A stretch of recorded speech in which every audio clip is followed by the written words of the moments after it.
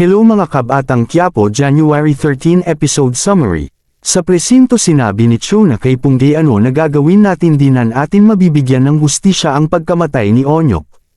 At sinabi ni Punggay na may isa pa tayo na alam ko makakatulong sa atin si Lieutenant Victorino. Makikinig yun sa ipinaglalaban natin. Kinausap ni Punggay si Lieutenant Victorino. Sir, nagsampa kami ng kaso laban sa dalawang pulis at sinabi lang ni Lieutenant Victorino sa mga tauhan na sige lakarin na ninyo ang inutos ko.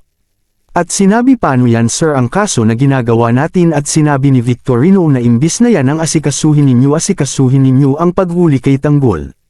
Para pare-parehas tayo ma-promote at nagalit si Punggay at sinabi na pare-parehas kayo na tuta ng mga gerero. Sa bahay naman ng mga gerero ay dumating ang attorney ni Gustavo at sinabi na may last will testament ang ama ninyo.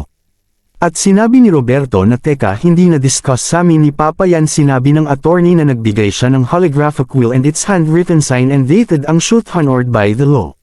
Batay sa sulat ni Gustavo para kay Roberto 25% at kay Miguelito 25% at 50% para kay Merits at sa nanay nito na si Tindeng.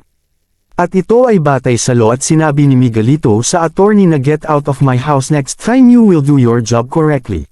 Sa San Dimas pumunta si Rocky Boy sa nanay ni Bulldog at binigyan ni Rocky Boy ng pera ang naghatid sa kanya at umalis na ito.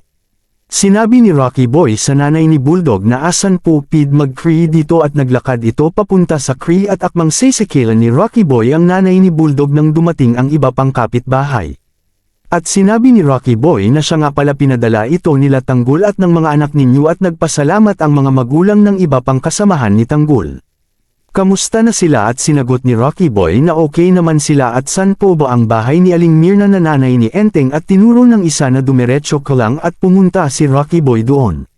Sa junkyard naman ay nakita ni Divina na patay na si Emil at sinabi niya na sino ang gumawa sa iyo nito at sinabi ni Brando na tumakas na kana at umalis na si Divina.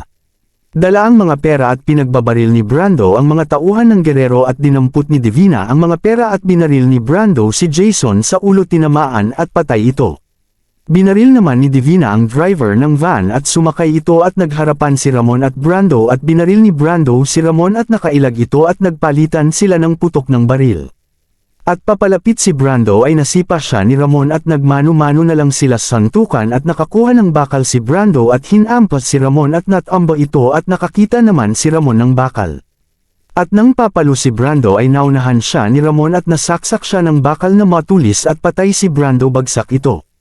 At sa isang kalye naman ay nakasakay si Divina sa van at si Tanggol naman ay nakasakay sa bako at papalapit na si Tanggol at naipit ni Tanggol si Divina ng bago at patay ito. Abangan bukas mapapatay kaya ni Rocky Boy ang nanay ni Enteng. Maraming salamat sa panunood, like and share para sa update.